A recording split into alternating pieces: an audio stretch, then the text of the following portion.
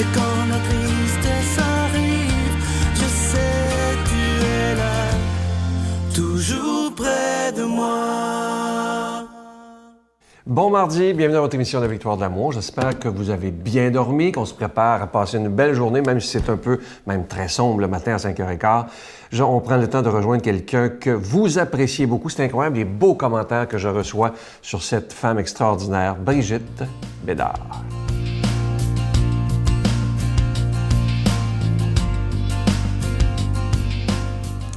Bonjour à tous. Dites-moi, est-ce que vous connaissez la théorie de l'âne? Oui, l'animal.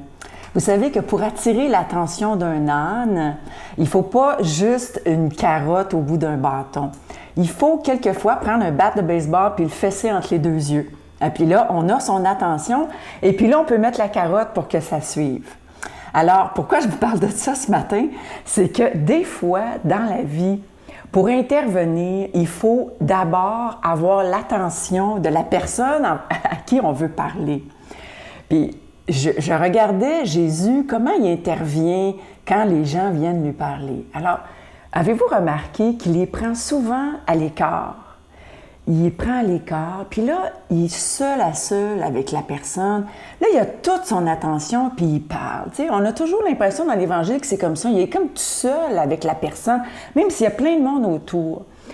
Bien, l'autre fois, ce qui m'est arrivé avec mon mari, je disais, oui, mais on veut intervenir auprès de nos ados. Ils sont en train de se baigner, ils sont sur le deck de la piscine, puis là, on est 4 adultes, l'autre bord de la piscine.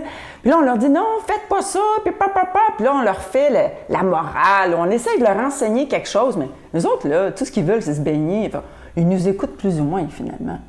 Alors, j'ai dit, chérie, on va appliquer la théorie de l'âne. Bien, pas besoin du bat de baseball, là, mais on les fait descendre du deck, on change de place, puis on y va seul à seul, puis là, on se parle dans le blanc des yeux.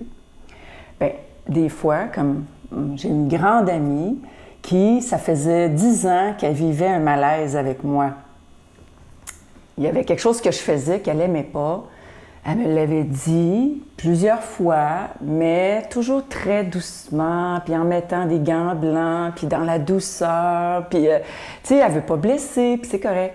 Mais moi, je ne comprenais pas. Moi, ça passait pas. Je la prenais jamais vraiment au sérieux quand elle me disait « bon ». Bien, récemment, elle a pris le téléphone, elle m'a appelé et elle m'a piqué une sainte colère au téléphone. J'ai pas eu le choix de l'écouter et de comprendre comment c'était important ce qu'elle avait à me reprocher. Puis elle me l'a dit vraiment dans la charité, là. Mais, comprenez-vous, des fois, pour attirer l'attention de quelqu'un, pour lui faire comprendre vraiment que c'est important ce qu'on vit, il faut attirer l'attention. Des fois, ça prend un bat de baseball, mais des fois, ça prend une sainte colère. Alors, il ne faut pas hésiter. Des fois, c'est saint, c'est des saintes colères, mais elle a eu toute mon attention ce jour-là. Notre Père qui es aux cieux, que ton nom soit sanctifié, que ton règne vienne, que ta volonté soit faite sur la terre comme au ciel. Donne-nous aujourd'hui notre pain de ce jour. Pardonne-nous nos offenses comme nous pardonnons à ceux qui nous ont offensés. Ne nous laisse pas entrer en tentation, mais délivre-nous du mal, car c'est à toi qu'appartient le règne, la puissance et la gloire pour les siècles des siècles. Amen. Bonjour tout le monde, j'espère que vous allez bien. Simplement pour vous rappeler qu'à la mi-novembre, je serai parmi vous, le Braillon sera parmi vous, pour une retraite basée sur la spiritualité, basée sur la santé, basée sur l'amour. Et je vais vous expliquer, c'est sûr, je vais vous parler de santé, c'est mon domaine, mais surtout de l'importance de la prière sur le cerveau et sur le physique et sur la vie en général. C'est un rendez-vous que je vous donne, j'espère que vous serez des nôtres parce que c'est une retraite extraordinaire. La Victoire de l'amour vous invite à une retraite spirituelle à Edmundston, Nouveau-Brunswick, les 13, 14 et 15 novembre 2015 sous le thème « Dieu est miséricorde, il espère et pardonne ». Venez vivre des moments de ressourcement inoubliables en compagnie de l'abbé Robert Lemire, sœur Angèle, le docteur Gilles Lapointe, Sylvain Charon et Miguel Padilla à l'hôtel Four Points by Sheraton à Edmundston. Réservez rapidement à notre bureau au 514-523-4433 ou sans frais au 1-888-811 92 91. Venez vivre une fin de semaine exceptionnelle, remplie d'amour, de paix et de joie. Comme je vous le disais la semaine dernière, je suis tellement content de vous parler de ce bel ange de Noël. À tous les mois de novembre, on a une collection. Cette année, c'est la collection 2015. Je sais qu'il y en a parmi vous qui les avez depuis quelques années déjà. Alors, cette année, il est beau, pas à peu près. On l'a fait faire sur mesure. Vous ne le trouverez pas ailleurs. C'est vraiment fait à la main pour la victoire de l'amour. Il est plaqué argent, orné de zircon. Il est en épinglette et évidemment qu'il est déjà béni. Je vous rappelle que vous le recevrez avec un don de 25 $. Et si vous en voulez deux, parce que ça se donne vraiment bien en cadeau pour la période de Noël, c'est avec un don de 40 $. Et je vous rappelle également que vous recevrez un reçu pour fin d'impôt. Moi, je veux vous remercier de tout cœur de votre grande générosité. Vous savez que c'est grâce à votre prière soutenue, à vos dons, qu'on peut continuer, après plus de 20 ans, d'annoncer la parole de Dieu par la télévision, par Internet, par tous les moyens modernes, sur la tablette, sur les téléphones intelligents. Alors, merci de tout cœur. Je vous donne l'adresse. La Victoire de l'amour, casier postal 120, succursale Boucherville à Boucherville, le J4B 5E6, je vous la redonne. La Victoire de l'amour, casier postal 120, succursale Boucherville à Boucherville, le J4B 5E6. Également par téléphone, par carte de crédit du lundi au vendredi de 8h30 à 16h30 dans le 514-523-4433, 523-4433 ou sans frais, le 1-888-811-9291, 1-888-811-9291 et aussi sur notre site Internet, Vous savez que c'est une façon très sécuritaire de faire des dons par Internet. C'est le www.lavictoiredelamour.org. Merci de tout cœur de votre grande générosité. Merci aussi de me porter dans votre prière. C'est tellement important.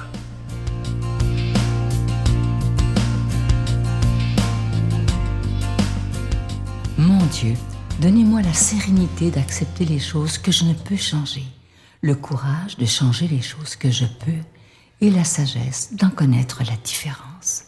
Amen. Pour la proclamation de la parole de Dieu, aujourd'hui, on rejoint l'abbé Daniel Gilbert.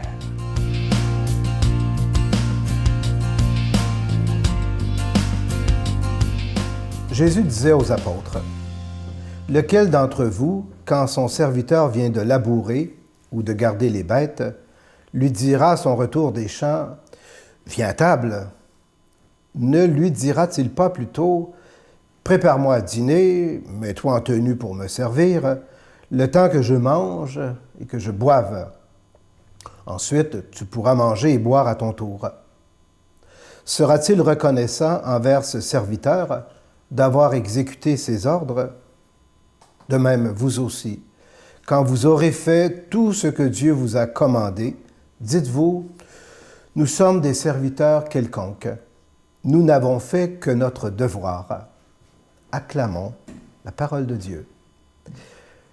Bon matin, chers amis. J'espère que vous allez bien. En ce mois de novembre qui est déjà entamé, on dit du mois de novembre que c'est le mois des morts. Hein? Mais en fait, c'est un mois rempli de vie, surtout quand on met le Seigneur dans notre vie et quand on se met aussi au service les uns des autres. Et l'Évangile de ce matin nous parle justement de ce serviteur qui revient des champs et qui prépare la table pour son maître. Pour comprendre ce passage de l'Évangile, chers amis, il faut se remettre bien sûr un petit peu en mémoire qu'à cette époque, les riches propriétaires avaient des serviteurs qui accomplissaient bien sûr tous les travaux de la ferme, puis qui s'occupaient aussi de l'entretien de la maison et du service aussi des repas. Alors ils vivaient sur le domaine de leur maître, puis c'était comme ça qu'ils accomplissaient leur contrat, comme on pourrait dire, hein? Leur devoir, leur travail. Aujourd'hui, le contexte a un petit peu changé. On travaille 40 heures semaine, puis quand on vient chez soi, bien, absolument, c'est nous autres qui se fait nous-mêmes à manger, hein? Ou on espère que quelqu'un va penser à nous autres.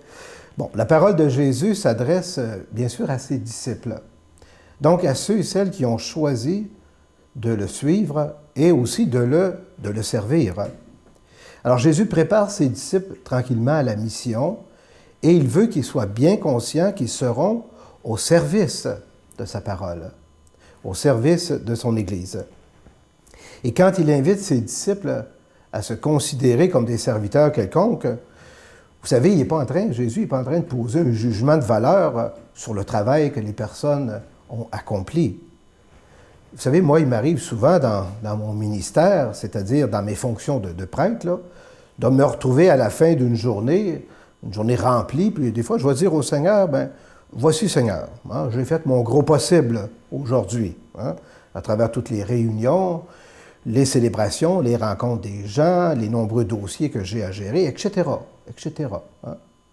Je n'ai fait que mon devoir. Vous savez, moi, je ne suis pas le sauveur du monde, hein, mais je suis un serviteur de l'Évangile, un serviteur quelconque. Et quand je réussis à me dire ça, puis quand on réussit, chers amis, à se dire ça, eh bien, ça devrait nous faire du bien. Parce que je sais qu'être un serviteur de l'Évangile, c'est à la fois exigeant, mais en même temps, c'est libérant. Parce que c'est le Seigneur qui accomplit son œuvre à travers moi, à travers vous, à travers chaque personne qui met en pratique la parole du Seigneur dans sa vie. Et je sais que le Seigneur, il est bon pour moi, comme il est bon pour tous ceux et celles qui se confient à lui, puis qui travaillent à sa vigne. En fait, cette parole, moi je dirais, est encore bien plus réconfortante parce qu'elle nous invite à nous recentrer sur notre Maître, hein, sur le Seigneur, et non pas nous recentrer seulement sur notre personne, notre petite personne, notre ego, comme je pourrais dire, hein, qui est toujours en attente de gratification extérieure, de valorisation, on lui dit « c'est beau, c'est bien, t'es bon, t'es fine », tout ça. Hein? Ça, c'est notre ego. Mais quand on recentre notre vie sur le Seigneur, eh bien, Seigneur, il y a quelque chose de bien plus grand à nous donner. Hein? C'est ça l'attitude du vrai disciple qui accomplit son travail et qui, en fin de journée, le confie au Seigneur parce que ce que le Seigneur nous donne comme gratification, chers amis, c'est une satisfaction intérieure, personnelle. C'est une grande paix, un sentiment d'accomplissement. Comme bien des mères vont faire pour leurs enfants, ils lui donnent tout ce qu'ils veulent puis tout ce qu'ils ont besoin pour vivre. Puis le soir, ils n'attendent pas que les enfants vont toujours les remercier puis les gratifier. Mais ils disent, bon, ben là, j'ai fait bien mon travail aujourd'hui, les gens sont heureux autour de moi, ben je peux dormir en paix. Ben c'est ça le sens de l'Évangile de ce matin. Et la bonne nouvelle que le Seigneur nous dit, on est des serviteurs quelconques, mais surtout des serviteurs précieux aux yeux du Seigneur, qui nous comble de ses grâces et qui nous comble surtout de toutes ses bénédictions. Quand le Seigneur nous bénit, c'est parce qu'il nous veut du bien. Il veut du bien pour ses serviteurs, pour ses servantes. Eh bien, c'est cette bénédiction, chers amis, que je vais maintenant vous donner, afin que le Seigneur vous accompagne dans ce beau service de l'Évangile. Et moi, je vous bénis au nom du Père et du Fils et du Saint-Esprit. Amen. Je vous salue Marie, pleine de grâce. Le Seigneur est avec vous. Vous êtes bénie entre toutes les femmes, et Jésus, le fruit de vos entrailles, est béni. Sainte Marie, Mère de Dieu, priez pour nous pauvres pécheurs, maintenant et à l'heure de notre mort. Amen.